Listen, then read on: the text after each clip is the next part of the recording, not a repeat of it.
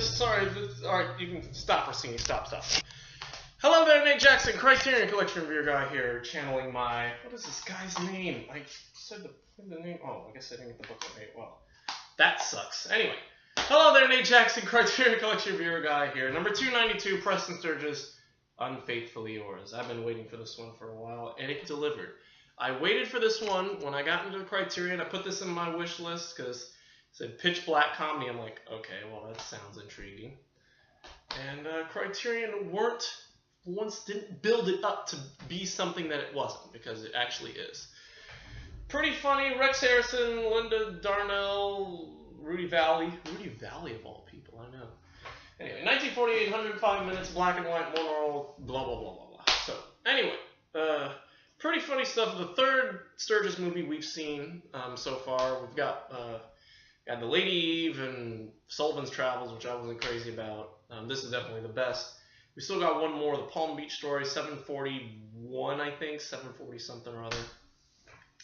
But yeah, this one's definitely the best, definitely the zaniest of them all.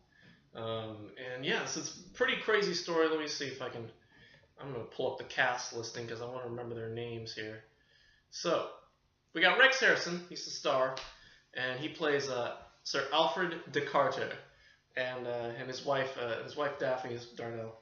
And Alfred is this conductor who conducts, he's a symphony conductor, and he gets suspicious. He has to go do this concert, and he leaves his wife with his brother, or no, his cousin August, or wait, who was August? That's Rudy Valley, and his brother-in-law. He leaves him with his brother-in-law, August, and August, is supposed to take care of Daphne. However, Daphne just, because he's kind of suspicious. He's afraid that Daphne is gonna run away with somebody, and so he asks August to watch her, but instead he hires a detective to go, watch over her, and he ends up coming back, and Alfred's upset, and so the guy comes back and has this report for him, and he ends up initially just tearing it up and not looking at it, but the guy ends up telling him anyway that he went to his secretary's she went to his secretary's room for 38 plus minutes or something like that, and that's all he knows, and so he assumes that she was cheating on him, and so he does this concert, and throughout the concert he each piece he conducts, he concocts this scheme to do away with her. In the first piece he conducts Rossini, no, it wasn't Rossini, what is he thinking? Oh, Tannhauser. No, he conducts I think Semiramis, Rossini, and he conducts, and it shows him planning to kill his wife by hatching this elaborate scheme involving a record player, and involving him, and framing his secretary and into doing it, and it's just very it's just crazy how he sets it all up and very meticulously. And then during the second piece he decides, he'll just he'll just say, I know about it, and he'll just write her off as a check and as an act of revenge. And then the third piece he conducts, I think it was another Rossini piece, or no, it's a Tchaikovsky piece. I forget the name of it. But yeah, so anyway, he pretends he just decides to play Russian roulette and kills himself as as a suicide. And so while his rage is building up throughout the concert, and he comes up with all these different schemes. And so when he gets back to his house, he's he's ready to do this. And he starts to set up for the first scheme, and he can't do it. Everything that goes wrong could. He tries to get these, set up these, he tries to get the record player down or something like that. And he tries to get this stuff off a high shelf, and he ends up breaking the chairs and knocking everything over and basically making a mess of their apartment. And tries to set up the record player, and he doesn't know, he can't get the speeds right, and so he's reading the really complex the instructions are really complex to figure out. And he tries to like sharpen the knife, the razor or knife when his wife comes home, when Daphne comes home, and he ends up cutting himself, and so he ends up starting to write the check off, and he can't write her off as a check, and he can't get the pen to work. And meanwhile, all this is happening. He doesn't like reveal to her that he's like, oh, he doesn't say anything to her, and he ends up trying to play Russian roulette, but there's no bullets in his gun. And so she ends up finally, casually mentioning that, he finally does confess to her. Where'd you go? And he's like, oh, I went to the secretary's room. And he's like, and so at first she's like kind of like not wanting to, know anything about it, because not wanting him to know anything about it, because she's like, oh, he won't like it. And he, of course, he doesn't realize what she's going to say. She ends up telling him that apparently he went to his secretary's apartment because he's having an affair with his sister-in-law Barbara, or her sister Barbara, who's married to August, and I think that was her name, Barbara. Yes, Barbara. And so he's relieved by this, and so he's relieved, and he ends up falling back in love with her, and it's a happy ending, although not necessarily for that's basically it. So so the reason why she spent so long is because the detective that August hired to spy on Daphne was outside the room the whole time. And that's how there's a happy ending and all, but I think the best part is it's just like seeing all these great plans and these really meticulous plans, and then seeing Alfred try to really do them in real life, and he just fails at them, and it's just completely epic fail. And so it's definitely a way funnier movie than Lady Eves or Sullivan's Travels. Definitely the zaniest, definitely a lot of great slapstick in it, and just a fantastic movie because of said slapstick and comedy. And the dialogue's great too. A lot of the dialogue earlier on in the movie is fantastic, although I can't remember for the life of me any of it.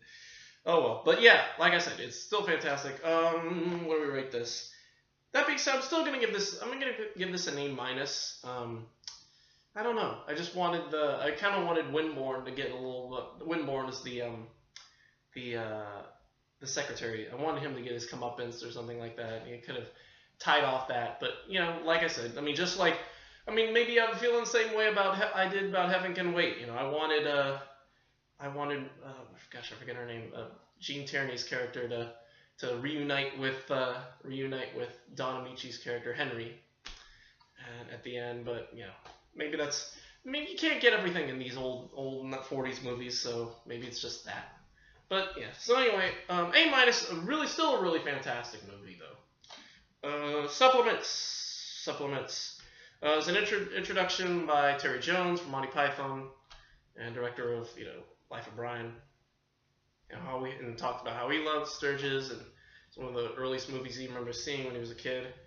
And there's a half-hour, 25-minute interview with Sandy Sturgis, who is Preston Sturgis' widow, and she basically focuses on Unfaithfully Yours.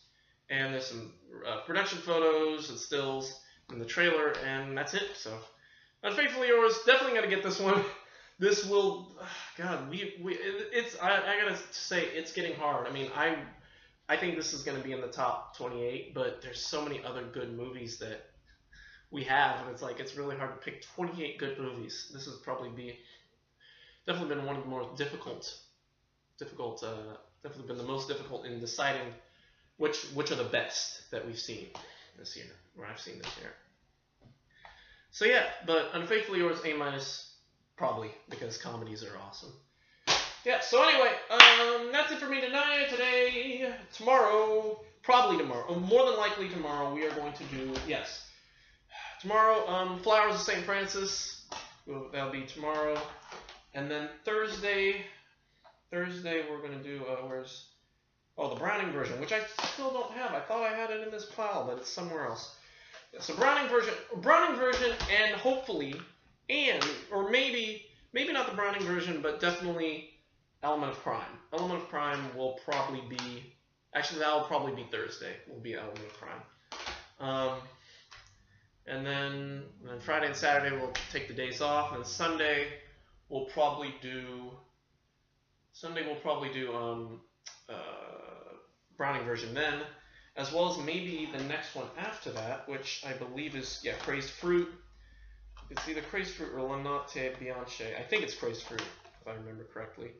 Yeah, that one, it's only the movie too, yeah, so we'll throw that one in when we have a movie that's a 1-disc, because there aren't too many 2-discs.